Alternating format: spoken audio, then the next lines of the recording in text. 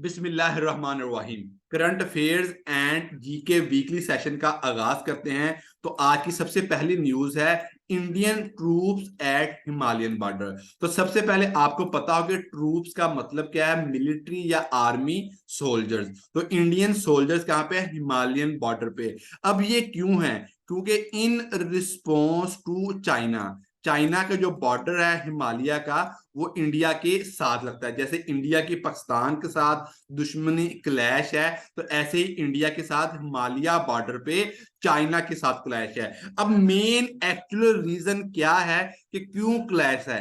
अक्सई चीन is the disputed region between India and China. क्या है? अक्सई चीन। बहुत मजे की ट्रिक लेके आया हूं। आई फॉर इंडिया, चीन फॉर चाइना। तो अक्सई चीन disputed between India and China, और ये कहां पे है? ये हिमालय के बॉर्डर पे है। तो ये इंपॉर्टेंट इनमें क्या था कि हिमालय का बॉर्डर इंडिया और चाइना के दरमियान में है। डिस्प्यूटेड रीजन कौन सा है इंडिया और चाइना के दरमियान? अक्सई चीन है जो कि डिस्प्यूटेड है। तो ये इंपॉर्टेंट बात थी इंडिया और चाइना और हिमालयन बॉर्डर के साथ। अगली न्यूज को इंक्लूड करते हैं। Mother in law of Rishi Sunak. Rishi Sunak कौन है? Prime minister of UK, to serve in India parliament. तो ऋषि सुनाक की जो सास हैं वो इंडिया की पार्लियामेंट में सर्व करेंगी। अब आपको मुहावरे का पता है कि एक हाथ ले और एक हाथ दे। भाई इंडिया में prime minister of Rishi Sunak की सास जो है वो सर्व करेंगी, तो जाहिर बात है मोदी जो है वो ऋषि सुनाक से यूके की पार्लियामेंट में भी अपनी बातें मनवा सकता है। हाईएस्ट पॉलिटिकल गेम जो हम लोगों की जहन से सोच से बाहर है। अब ये न्यूज का कोई सर पैर नहीं था, बट मकसद क्या था शामिल करने का? बहुत इंपॉर्टेंट इंफॉर्मेशन देने जा रहा हूं।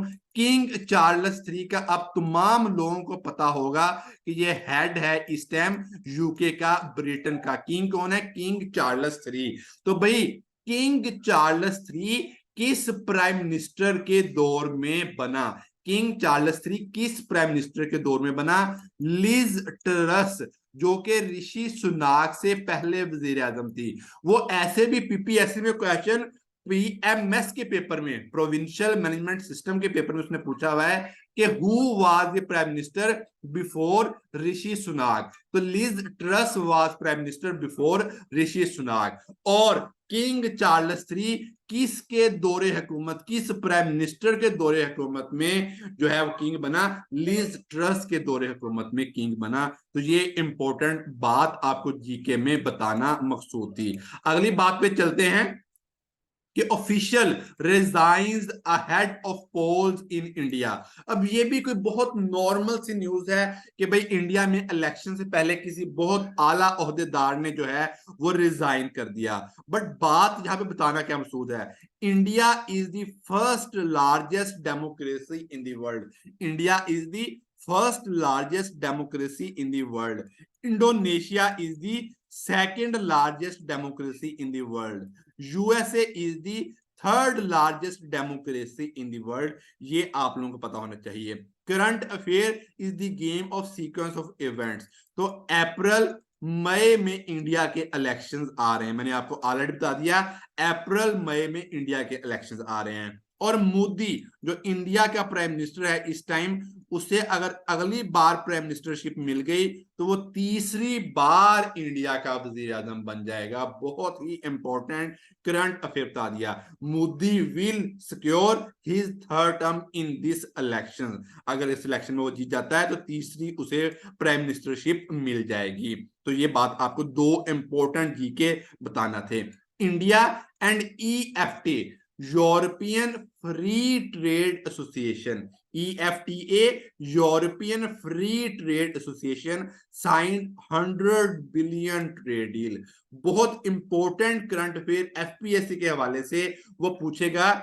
European free trade association signed 100 billion trade deal with which country? India के साथ। अब बड़े मजे की बातें बताने लगा हूं। जैसे कि मैंने बारहा अपने करंट अफेयर में रिपीट किया है कि दुनिया की पहली बड़ी इकोनॉमी यूएसए है, और दुनिया की दूसरी बड़ी इकोनॉमी जो है वो चाइना है। दुनिया की पांचवी बड़ी इकोनॉमी जो है वो इंडिया है इस टाइम।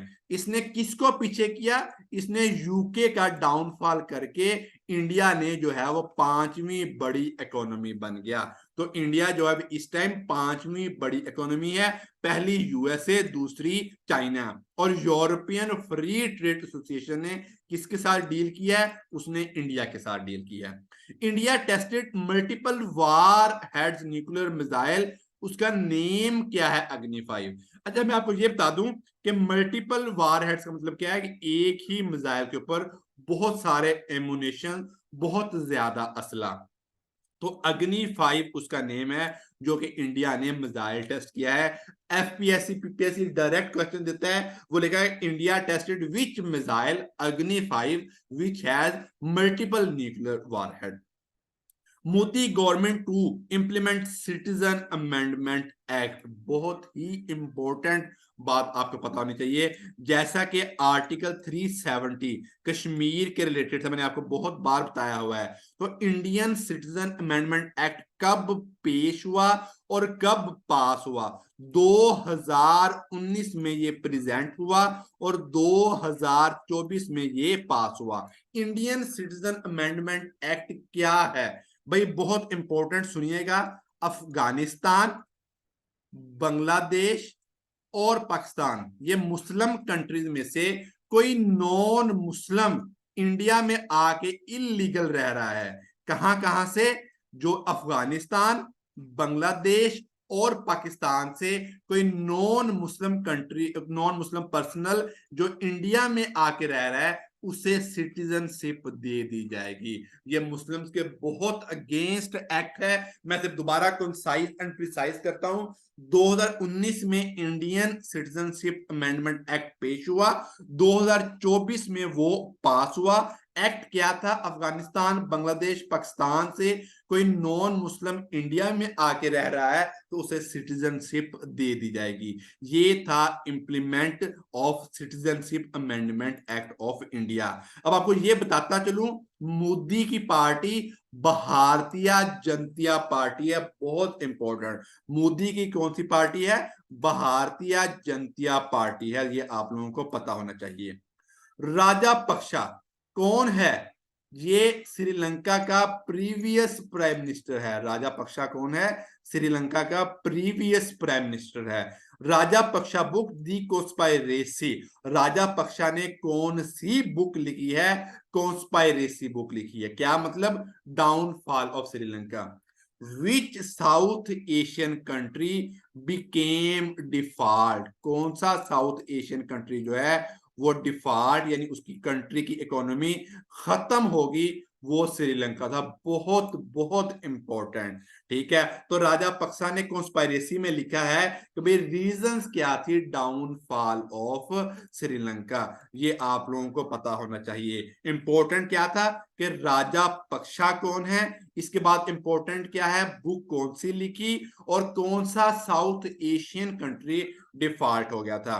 लास्ट में मैंने आपको बताया था पिछले करंट अफेयर में मालदीव की लोकेशन। आज मैं आपको श्रीलंका की लोकेशन बताना चाह रहा हूं। ये साउथ ईस्ट साइड पे है इंडिया के। Sri Lanka is located in the south east of India. अब बड़ी मजे की बात है, ये पानी का रास्ता जा रहा है इंडिया और श्रीलंका के दरमियान। It is known as Palk Strait. इसे क्या कहते हैं? इसे पल्क स्ट्रेट कहते हैं। STRAIT। तो Palk Strait is located between India and Sri Lanka. बहुत इंपॉर्टेंट है जियोग्राफी की टर्म। अच्छा, मैं आगे जो बड़ी मजे की बात बताने जा रहा हूं मैं आप लोगों को, वो ये है कि उसमें मैं आपको बताऊंगा कि चाइना, भाई चाइना ने क्या किया? Visited Maldives, Sri Lanka and Nepal. हम लोकेशन को भी साथ साथ मैप में डिस्कस करते हैं। फर्स्ट चैनल है टिक विद ट्रिक, जो आपको एंटोटेशन के साथ मतलब लिखाई करके और मैप के साथ आएगा। जो नेपाल है इसकी बाउंड्री लग रही है डायरेक्ट चाइना के साथ। और मालदीव, मैंने आप लोगों को ऑलरेडी बताया था कि मालदीव इंडिया की अफवाज को बाहर निकाल रहा है और चाइना को अंदर लेके आ रहा है। और इसके बाद उसने श्रीलंका का भी चाइना ने विजिट किया है। तो किन तीन कंट्रीज का विजिट किया? नेपाल का, श्रीलंका का और मालदीव्स का। अब मैंने आपको इससे पिछले करंट अफेयर में बताया कि हिमालयाज के पास जो है इंडिया ने अपनी ट्रूप्स खड़ी कर दी हैं। तो ये वाला रीजन है जो इंडिया का और चाइना का डिस्प्यूटेड रीजन है। मैंने आपको एक मैप के अंदर 3 न्यूज का बताया, श्रीलंका की लोकेशन, इसके बाद चाइना ने कहां कहां का विजिट किया और डिस्प्यूटेड रीजन कौन से हैं, और इंपॉर्टेंट जियोग्राफी टर्म पल्क स्ट्रेट जो है इसकी एक्चुअल लोकेशन जो है वो क्या है। इसके अलावा कोई नहीं बताएगा।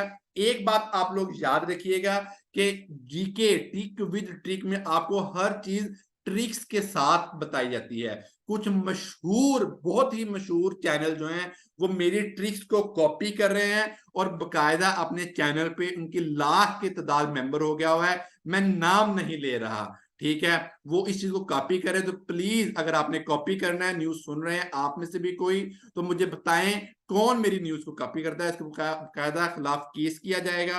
और ये बहुत ही गलत बात है, आपने लगानी है तो भाई मेरा नाम लेके लगा दो यार, कोई मसला नहीं है, बट ऐसे अपने नाम से छापना बहुत बुरी बात है। चलते हैं अगले न्यूज पे।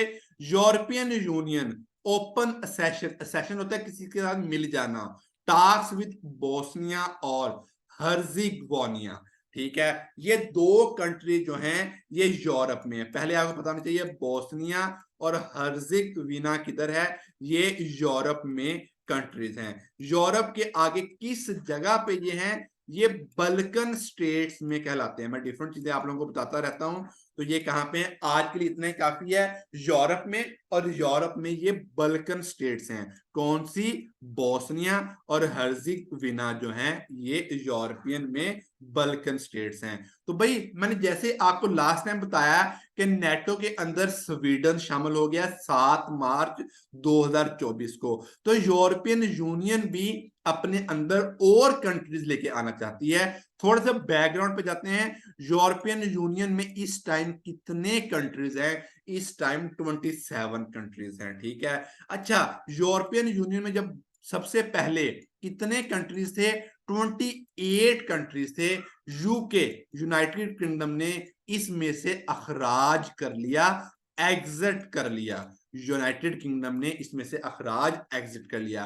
अब यूनाइटेड किंगडम को ब्रिटेन भी कहते हैं, तो BRE एक्सिट, ब्रेक्सिट। तो ब्रेक्सिट क्या है? यूनाइटेड किंगडम का यूरोपियन यूनियन में से निकल जाना। ब्रेक्सिट क्या है? यूनाइटेड किंगडम का यूरोपियन यूनियन में से निकल जाना। तो पहले कितने कंट्रीज थे? 28। यूनाइटेड किंगडम निकल गया, कितने रह गए? 27। अब यूरोपियन यूनियन क्या कर रही है? बोस्निया को और हर्जिगोविना को जो है अपने अंदर इंक्लूड करना चाह रही है। इंपॉर्टेंट बातें दोबारा मैं रिपीट कर देता हूं। आपको यह पता हो कि बोस्निया और हर्जिगोविना किन कॉन्टिनेंट में है? यूरोप में। किस स्टेट में है? बल्कन में। यूरोपियन यूनियन और इसके अलावा आपको ब्रेक्सिट के बारे में इल्म होना चाहिए। तो ये था इंपॉर्टेंट न्यूज कि यूरोपियन यूनियन जो है वो अपने अंदर 2 और कंट्रीज को संभाल लेना चाहती है। अच्छा, इसके बाद मैं आपको बताता हूं, चाइना, ईरान, रशिया ने नेवल ड्रिल्स या नेवल एक्सरसाइज की है कहां पे? गल्फ ऑफ ओमान में। मैं आपको बड़ी मजे की पुराना करंट अफेयर बताता चलूं। पाकिस्तान, चाइना और ईरान, इन तीनों ने काउंटर टेररिज्म पे भी जो है वो अपनी एक्सरसाइज की थी। इन तीनों ने किस पे की थी? काउंटर टेररिज्म पे भी अपनी एक्सरसाइज जो है वो की थी। तो चाइना, ईरान और रशिया ने, इंपॉर्टेंट क्या है, गल्फ ऑफ ओमान के अंदर जो है वो अपनी नेवल एक्सरसाइजेस की हैं। हम अगले मैप में इंशाल्लाह गल्फ ऑफ ओमान को भी देखते हैं कि वो क्या है।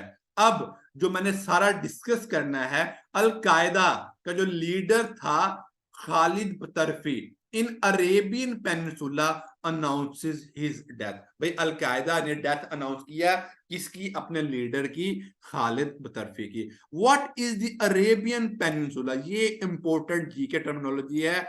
Saudi Arabia, Iraq, Kuwait, Qatar, UAE, Oman और यमन को मिला के क्या कहा जाता है? Arabian peninsula. भाई पेनिनसुला क्या होता है? पेनिनसुला ऐसी चीज जो जिसके 3 अतराफ में पानी घिरा हो, ऐसी चीज, ये ऐसा जमीन का टुकड़ा जिसके 3 अतराफ में पानी घिरा हो, उसे पेनिनसुला कहते हैं। तो अरेबियन पेनिनसुला क्या है? जिसमें ये सारे कंट्रीज आ जाते हैं, इसे अरेबियन पेनिनसुला कहा जाता है। अब गल्फ ऑफ ओमान, जहां पे रशिया, चाइना और ईरान ने डिस्कस किया अपनी नेवल एक्सरसाइज को, ये वाली जगह है जहां पे नेवल एक्सरसाइज हुई, जो है किसकी? वो ईरान की। ईरान ये वाला कंट्री है जहां पे मैंने लिखा है चाइना की, और इसके अलावा रशिया की, जो कि नॉर्थर्न साइड ऑफ एशिया में है। तो रशिया, ईरान और चाइना ने ये जो जगह है जहां पे मैंने एरो लगाया है गल्फ ऑफ ओमान में अपनी नेवल एक्सरसाइजेस की हैं। तो एक ट्रिक के अंदर, एक न्यूज में आपको Arabian peninsula, gulf of Oman का और करंट अफेयर, अलकायदा का लीडर खालिद बतरफी जो है इसकी डेथ हो गई है। अब अलकायदा अपने अगला जो है लीडर को अनाउंस करेगी। 96th एनुअल अवार्ड ऑस्कर के हो गए हैं। वो आपसे एग्जैक्ट पूछेगा भाई 96th अवार्ड किसके थे? ऑस्कर के, या ऑस्कर का कौन सा अवार्ड था 96? Academy of motion picture science and arts, इसका दूसरा नाम है academy of motion picture science and arts. किसको कहते हैं? ऑस्कर को। एकेडमिक अवार्ड किसे कहते हैं? ऑस्कर को। तो 3 नाम हैं, Oscar, academic motion picture of science and arts और एकेडमिक अवार्ड। कौन सा इनका सीजन लगा है, सेशन लगा है? 96th सेशन लगा है academy of motion picture science and arts का। अब इसमें विनर कौन सी मूवी हुई? ओपनहेमर। मैंने आपको 2 मूवीज का बहुत कंपटीशन करवाया है, तकरीबन हर उसमें। एक थी बारबीक्यू, एक थी बारबीक्यू मूवी, बारबीक्यू डॉल वाली, बारबीक्यू खाने वाला मत समझिएगा। एक थी बारबीक्यू और एक ओपनहेमर। तो भाई ऑस्कर में किसने अवार्ड जीत लिया है? ओपनहेमर ने। मैंने आपको यह भी बताया था ओपनहेमर किसके मुतल्लक है? फर्स्ट एटॉमिक बॉम्ब के मुतल्लक है ओपनहेमर। मेटा, व्हाट्सएप, फेसबुक वगैरह, ठीक है, ओवरऑल वैसे ज्यादातर से फेसबुक लेते हैं। Meta removed Khamenei account. भाई खामिनी कौन है? Supreme leader of Iran, current supreme leader of Iran Khamenei. मैं आपको बड़ी मजे की ट्रिक बताई थी, जब खामिनी ई आएगा, ई फॉर इमरजेंट, मतलब इस टाइम जो चल रहा है, ई फॉर क्या है? इमरजेंट। और अगर मैं ये वर्ड लिखता हूं हा मो, नहीं, मैं ओ बड़ा लिख रहा हूं, ठीक है, तो ओ मतलब ओल्ड, ओ मतलब क्या है? ओल्ड। तो हार्मोनी जो है ये first supreme leader of Iran थे। बहुत मजे की ट्रिक बता दी आपको। Harmony O old, Khamenei E emergent leader of Iran. Ibrahim Raisi is the जो है वो प्रेसिडेंट ऑफ ईरान है। Ibrahim Raisi president of Iran, ये आपको पता होना चाहिए। Heat impact will be reduced by La Nina. भाई कौन सी टेक्नोलॉजी जो है वो ग्लोबल वार्मिंग को कम कर देगी? इट इज दी ला नीना। अब इसके अगेंस्ट आपको एक बड़े मजे की टर्म सर वलीद नहीं करवाई हुई है, एल नीनो। वही El Nino is the antonym या opposite of La Nina. El Nino क्या है? जिसमें क्लाइमेट बढ़ रहा है। ला नीना क्या है? जिसमें क्लाइमेट को कम करने की कोशिश कर रहे हैं। तो आप ये भी कह सकते हो El Nino impact will be reduced by La Nina. Current affair आप खुद भी बना सकते हैं, सर वलीद आपकी हेल्प करेंगे। तो भाई करंट अफेयर से रिलेटेड, एल नीनो से related Australia great barrier reef hit by climate global warming?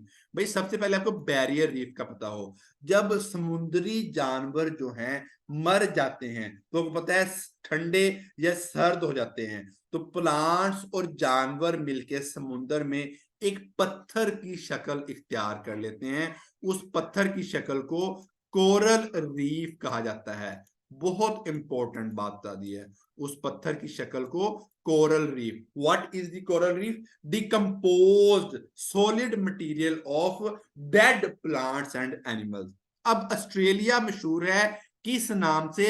Great barrier reef. वो क्वेश्चन पूछेगा, great barrier reef is located in Australia, ये आपको पता होना चाहिए। तो भाई ग्रेट बैरियर रीफ भी जो है वो हिट हो रहा है क्लाइमेट से। 8200 years old cave painting discovered in Argentina. Argentina कहां पे है? साउथ अमेरिका में है। इसका कैपिटल कौन सा है? बोनीज एरीज इसका जो है वो कैपिटल है, जो साउथ अमेरिका का अर्जेंटीना का है। अर्जेंटीना साउथ अमेरिका, याद होना चाहिए साउथ अमेरिका का जो largest country by area and by population है, it is the Brazil. Continent का लार्जेस्ट कंट्री बाय एरिया और पॉपुलेशन आपको लाजमन पता होना चाहिए। तो इंपॉर्टेंट क्या था?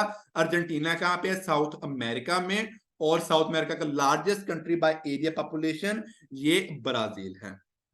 स्पोर्ट्स की बात करें थोड़ी सी, Max Verstappen won the Saudi Arabia Grand Prix. भाई ग्रैंड प्रिक्स क्या है? इसे फार्मूला वन रेस भी कहते हैं। फार्मूला वन रेस क्या है? ये वो कार रेस है, ठीक है। तो वर्स्टेपन ने सऊदी अरेबियन ग्रैंड प्रिक्स में विनर जो है वो गेम जीत लिया है।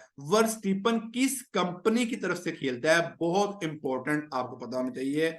वर्स्टेपन रेड बुल कंपनी की तरफ से खेलता है। तो ये क्वेश्चन भी सीएसएस में आया हुआ है।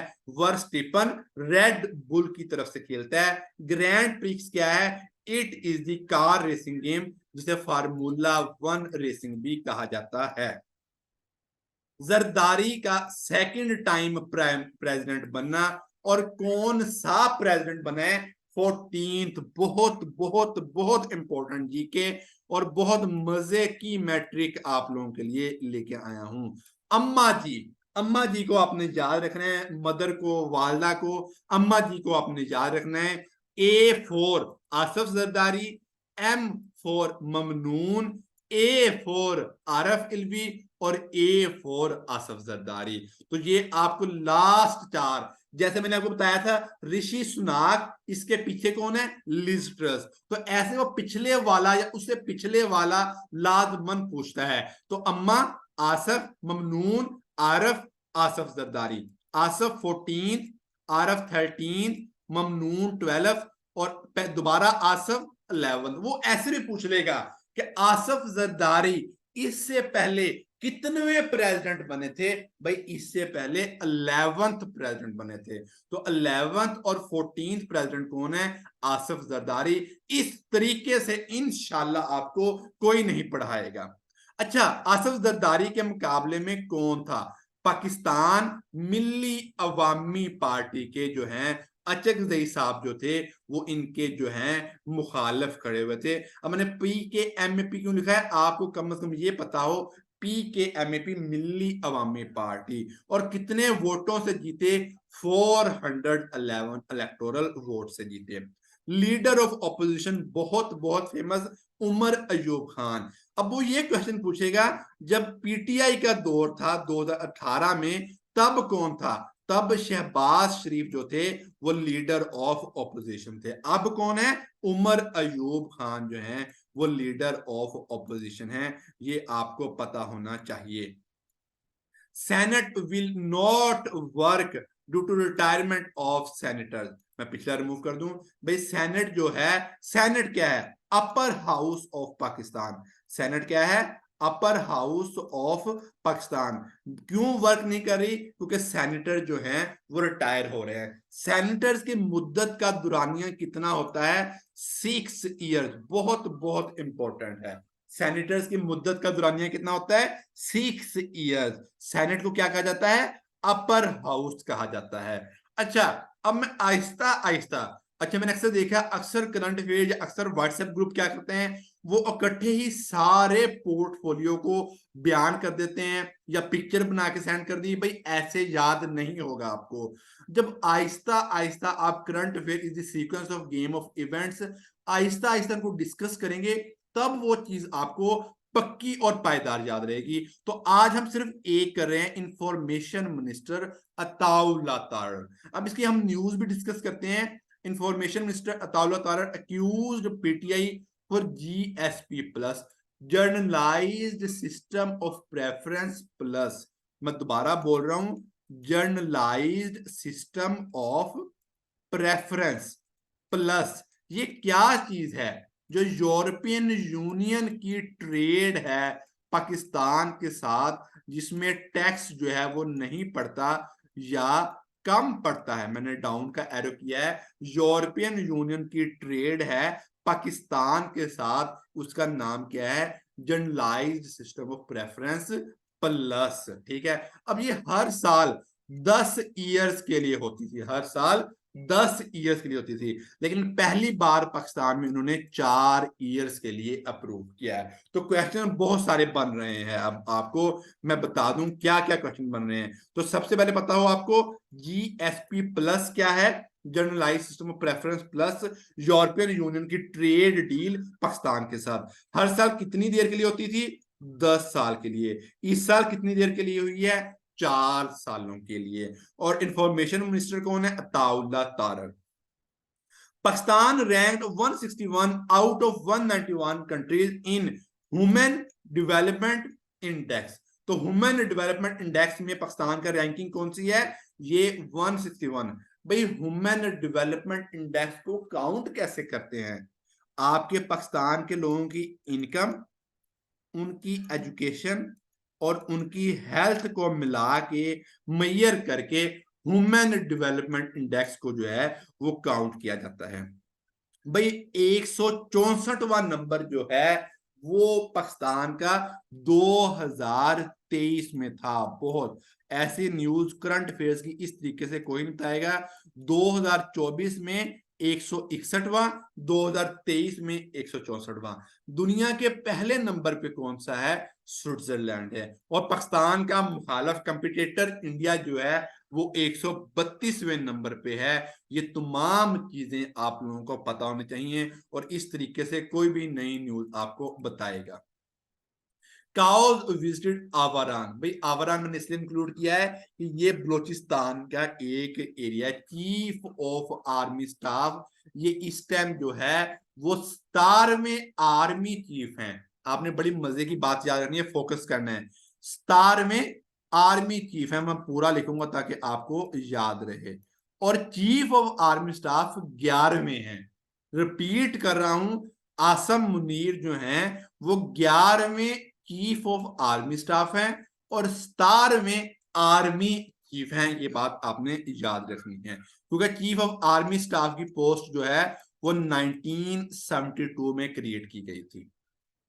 7th Pakistan army team spirit, जिसे PATS भी कहा गया, दुनिया के 15 ममालिक और पाकिस्तान की आर्मी ने पैट्स में जो है वो शिरकत की। क्या थी? Pakistan army team spirit. तो भाई आपको क्वेश्चन करेगा, in which military exercise other friendly countries and Pakistan participated? PATS, Pakistan army team spirit. Sea Spark क्या है? पाकिस्तान नेवी, एयरफोर्स और आर्मी, इन तीनों की लोकल एक्सरसाइज जो है वो सी स्पार्क एक्सरसाइज है। तो which one is the local या national level exercise? Sea Spark. Which one is the international level? Army की team spirit. Boat drone in sea near Thatta. भाई मैंने ये न्यूज क्यों इंक्लूड किया है? अरेबियन सी में इंडस रिवर जो है वो कहां पे जाके मिलता है? वो ठट्ठा के मुकाम पे मिलता है। बहुत इंपॉर्टेंट, ठट्ठा के मुकाम पे जाके इंडस रिवर जो है वो अरेबियन सी में जाके गिर देता है। ठीक है, केटी बंदर, केटी बंदर भी इसके पास है और Keti Bandar is known as fish harbour of Pakistan. Keti Bandar is known as fish harbour of Pakistan, ये आपको पता होना चाहिए। इसके बाद अगली न्यूज इंक्लूड करते हैं, equal rights to get education by ASER, annual status of education report. भाई असर क्या है? ये एक ऑर्गेनाइजेशन है जो एजुकेशन के बारे में बताती है, annual status on educational reports. उसने कहा है कि एजुकेशन के इक्वल राइट्स जो हैं वो इक्वल होने चाहिए। भाई बहुत मजे की बात, कौन सा आर्टिकल जो एजुकेशन के बारे में बयान करता है? आर्टिकल 25। ये बहुत बार हर पब्लिक सर्विस कमीशन पूछता है भाई कौन सा आर्टिकल किस चीज का मतलब है। तो आर्टिकल 25 जो है वो एजुकेशन का मतलब है। Sustainable development goals, sustainable development goals ये यूनाइटेड नेशन ने मुकर्रर किए थे, और कितने हैं? 17। और कब से कब तक दुरानिया है? 2015 से 2030 तक। ठीक है, सस्टेनेबल डेवलपमेंट गोल्स कितने हैं? 17। किसने बनाए? पूरी दुनिया के यूनाइटेड नेशन ने, और ये 2030 तक इसको हमने पूरा करना है। खतून पाकिस्तान अवार्ड किसको मिला? टीचर जो हैं वो सिस्टर जीफ के नाम से हैं, इनको खतून पाकिस्तान अवार्ड मिला।